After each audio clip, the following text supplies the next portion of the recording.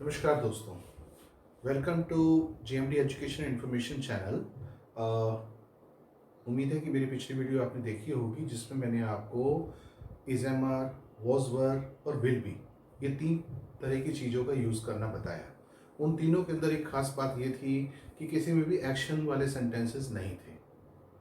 और अब मैं आपके सामने वीडियो 4 लेकर आया हूँ। 4, 5, 6, 7 ये 4 वीडियो भी ऐसी बनेंगी जिसके अंदर कोई एक्शन वाला सेंटेंस नहीं होगा, पर इन 4 प्लस वो 3 सातों चीज़ों की हमें बहुत ज़्यादा ज़रूरत पड़ती है। तो आज आप देखेंगे कि वीडियो नंबर 4 के अंदर मैं क्या समझाने जा रहा हूँ। सब्जेक्ट, इसके साथ हैज़ हैव का इस्तेमाल। आपने हैज़ हैव का इस्तेमाल थर्ड फॉर्म के साथ देखा होगा, पर मैं कह रहा हूँ कि मैंने बिना एक्शन के सेंटेंसेस दिए हैं जिसमें हैज़ हैव का इस्तेमाल तो होता है पर एक्शन नहीं होता। अब हमें ऐसे सेंटेंस की ज़रूरत कब पड़ती है कि हैज़ हैव लगाना है पर एक्शन नहीं आएगा। बहुत बार हम अपने पोसेशंस की बात करते हैं, इस चीज़ को प्रोसेस करना। मेरे पास कार है, राधा के पास 2 साड़ियाँ हैं, इस घर में 8 कमरे हैं, मोना के पास मोना की 4 बुआ हैं, 2 मासियाँ हैं, एक भाई है। तो रिश्तों की बात करें कि कितने रिलेटिव्स हैं, दोस्तों की बात करें उसकी 4 सहेलियां हैं, या उनके पास कोई मेटेरियलिस्टिक थिंग है, भौतिक पदार्थ है, या पैसे हैं, प्रॉपर्टी है, वाहन है, व्हीकल है। इस तरह की चीज़ों के बारे में जब हम बताते हैं तो एक्शन की ज़रूरत नहीं होती है, हमें हैज़ और हैव लगा के अपनी बात रखनी होती है। तो आइए इनको सेंटेंसेस के हिसाब से समझते हैं। राकेश के पास एक डायमंड है। राकेश के पास एक डायमंड है, एक हीरा है।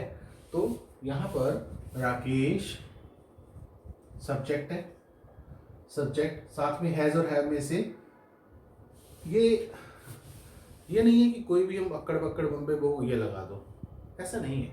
हमें हैज को लगाने का तरीका है कि हैज किस किस के साथ लग सकता है। हैव लगाने का भी तरीका है। कुछ टीचर इसको पढ़ाते समय ये कहते हैं सिंगुलर में ये लगा दो, प्लूरल में ये लगा दो, ये गलत है कहना। जब तक हम पूरी बात ना समझें ये स्टेटमेंट गलत ठहराई जाएगी कि हैज सिंगुलर के साथ लगता है और हैव प्लूरल के साथ लगता है। अगर जो लोग ऐसा कहते हैं, मैं पूछूंगा आई सिंगुलर है या प्लूरल है, बोला सिंगुलर है, तो बोला आई के साथ फिर हैव क्यों लगा, तो स्टेटमेंट गलत हो गई। इसलिए मैंने कहा आप पूरी स्टेटमेंट को सुनिए, समझिए, उसके बाद अपना रिएक्ट करना है, रिएक्शन देना है। यहाँ पर लिखा है मैंने हैज़ का इस्तेमाल हमें तब करना है ही, शी, इट या कोई वन नेम सिंगुलर नाउन आएगा तो। और हैव कब लगाना है, अभी आधी बात हुई थी, क्योंकि अचानक आप बोल सकते हैं कि आई सिंगुलर तो नहीं, सिंगुलर है पर उसके साथ हैव क्यों आता है फिर। तभी मैंने कहा कि उसके लिए आप ठहरिए। We, you, they, plural names या नाम या नाउन प्लस आई, इन सब के साथ हैव लगेगा। अगर आप ये कहें कि ऐसा क्यों, तो इसके पीछे कोई लॉजिक नहीं है। जो नियम बना है वो हमें समझना है। जो चीज़ बनी हुई है, जो एग्जिस्ट करती है, जो ट्रेडिशनल है, उसको हमें सिर्फ मानना है, तभी वो सही तरह से इम्प्लीमेंट कर पाएंगे, नहीं तो गलत हो जाएगा। राकेश के पास एक डायमंड है। Rakesh has 1 diamond. संगीता के पास एक नीली साड़ी है, तो संगीता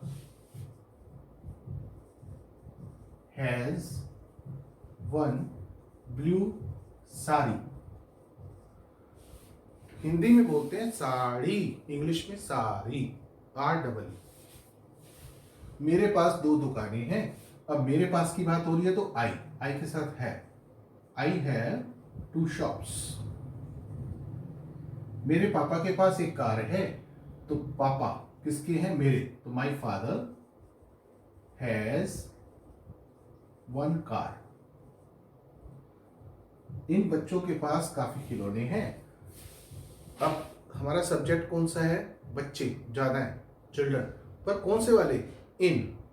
एक होता है इन, एक होता है उन बच्चों के पास। तो जब कोई चीज दूर हो और संख्या ज्यादा हो तो दोज, और पास में हो और ज्यादा हो तो दीज। तो इन बच्चों these, children have many toys. यहां पे भी सीखने वाली बात है। मैनी का मतलब कई होता है, मच का मतलब ज्यादा, मात्रा के लिए होता है। तो जो चीज संख्या में ना बताई जा सके और ज्यादा बतानी हो तो मच लगा दीजिए, काउंटेबल हो तो मैनी लगा दीजिए। सुधा की कई फ्रेंड्स हैं। सुधा हैज मैनी फ्रेंड्स। हम बहुत बार बोलते हैं मेरे 4 दोस्त हैं, आई हैव 4 फ्रेंड्स। मेरे भाई का एक दोस्त है, माई ब्रदर हैज़ 1 फ्रेंड। मेरे पापा के 10-12 दोस्त हैं, माई फादर हैज़ 10-12 फ्रेंड्स। ऐसे करके मेरे 2 चाचा हैं, रिश्तेदार की बात हो, दोस्तों की बात हो, या कोई चीज़ आपके पास हो तो हैज़ और हैव लगा के आप बना सकते हैं। मेरे 2 चाचा हैं, आई हैव 2 पैटर्नल अंकल्स। यहाँ पे भी समझने वाली बात है, हम लोग बड़े परिवार वाले होते हैं, जॉइंट फैमिली से बिलोंग करते हैं। हमारे जो दादा दादी हैं या पूर्वज जो भी रहे हैं, उनके पास बहुत सारे बच्चे होते थे। तो चाचे, छोटा चाचा, बड़ा चाचा, ताऊ हैं, सबसे छोटा चाचा, क्योंकि जब 10-12 भाई होंगे तो उनके बच्चे आपस में चाचा, ताऊ, छोटा, बड़ा ऐसे करके बात करते हैं। अंग्रेज लोगों ने पॉपुलेशन कंट्रोल के ऊपर बहुत पहले काम किया था। वहाँ पर 1 या 2 बच्चे मैक्सिमम, रेयर केस में 3 मिल जाएंगे, नहीं तो इसलिए उनको ज़रूरत महसूस नहीं हुई कि चाचा अलग, ताऊ अलग है। तो उन्होंने इस चीज़ को बहुत ज़्यादा डिफाइन नहीं किया। पर बाद में जब इस चीज़ के ऊपर काम हुआ तो पैटर्नल और मैटरनल 3 तरह की चीज़ों में हम अंकल लगाएंगे। सिर्फ अंकल बोला तो इसका मतलब दोस्त की बात हो रही है, पापा के। पैटर्नल अंकल बोला तो चाचा की बात हो रही है। पैटर्नल बोला तो चाचा, ताऊ और फूफा, यानी कि पापा से रिलेटेड जो अंकल बने रिश्तेदारी वाले। और मैटरनल अगर बोलेंगे तो उसके अंदर मामा, मौसा, यानी कि मदर की साइड के जो उनके रिश्ते में आते हैं, वो मैटरनल हो गया। तो यहाँ पर अगर हम बात कर रहे हैं चाचा की तो पापा की साइड के हैं तो पैटर्नल। आप याद करने के लिए समझ सकते हैं, पापा पैटर्नल, पापा के डिपार्टमेंट के, मदर मैटरनल, मम्मी के रिश्तेदार। इस कमरे में 2 एसी हैं, तो इसको भी आप अलग अलग तरह से बना सकते हैं। There are 2 ACs in this room. ये मैंने बना दिया जो रूल नंबर 1 सिखाया था, यानी कि चैप्टर 1 में आपको मिलेगा इज एम आर का यूज करना। अब क्योंकि हम हैज हैव का इस्तेमाल कर रहे हैं, इसलिए दिस रूम हैज 2 एसीज। सही दोनों है, ये भी सही है, ये भी सही है। पर हैज हैव का इस्तेमाल करना हो तो इस तरीके से ये है, और अगर इज एम आर का इस्तेमाल करना हो तो वो वाला है। यानी कि यहाँ पर दोनों तरह से बन सकता है। पर ये बात मैं हर सेंटेंस के लिए नहीं कह सकता हूँ, क्योंकि हर सेंटेंस इस तरह से नहीं बन सकता। हमारे पास कई जिम्मेदारियां हैं, तो हमारे पास की मतलब वी, हमारे पास, वी हैव मैनी रिस्पॉन्सिबिलिटीज।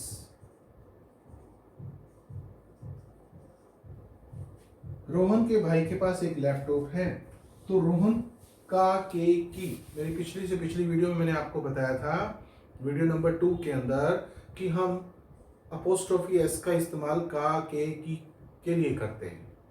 जब किसी नाम के साथ का के की लग जाए तो ऊपर नाम के साथ कोमा डाल के एस लगा दीजिए, that is known as apostrophe S. तो रोहन के भाई, तो रोहन्स ब्रदर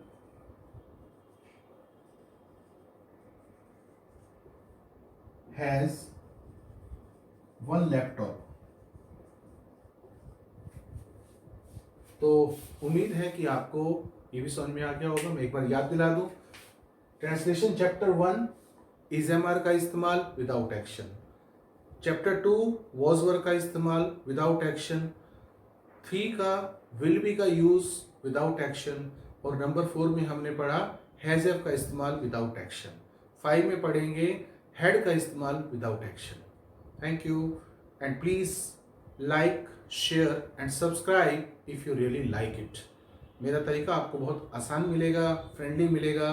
कोई डाउट हो तो आप कमेंट्स में लिख सकते हैं। Thank you.